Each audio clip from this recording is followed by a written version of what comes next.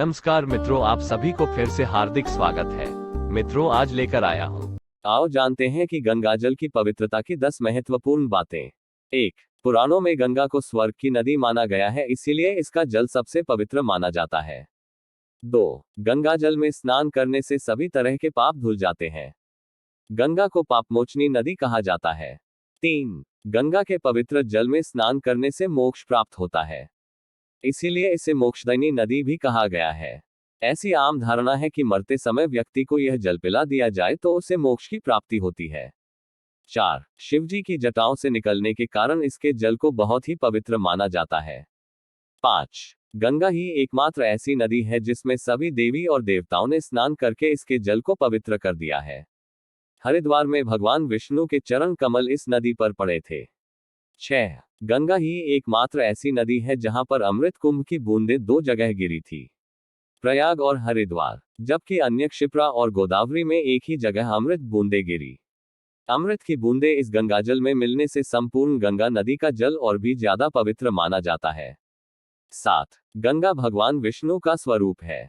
इसका प्रादुर्भाव भगवान के श्रीचरणों से ही हुआ है, तभी तो गंगा मां के दर्शनों से आत्मा प्रफुल्लित तथा विकासोन्मुखी होती है। 8. गंगा का जल कभी अशुद्ध नहीं होता और ना ही यह सड़ता है, इसलिए इस जल को घर में एक तांबे या पीतल के लोटे में भरकर रखा जाता है। कई घरों में से कई सालों से यह जल रखा हुआ है।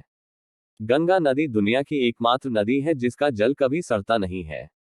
नदी के जल में मौजूद बैक्टीरियोफेज नामक जीवाणु गंगा जल में मौजूद हानिकारक सूक्ष्म जीवों को जीवित नहीं रहने देते, अर्थात ये ऐसे जीवाणु हैं जो गंदगी और बीमारी फैलाने वाले जीवाणुओं को नष्ट कर देते हैं।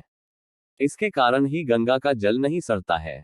मतलब यह कि वैसे जीवाणु इसमें जिंदा नहीं रह पाते हैं तो जल को सड़ाते हैं।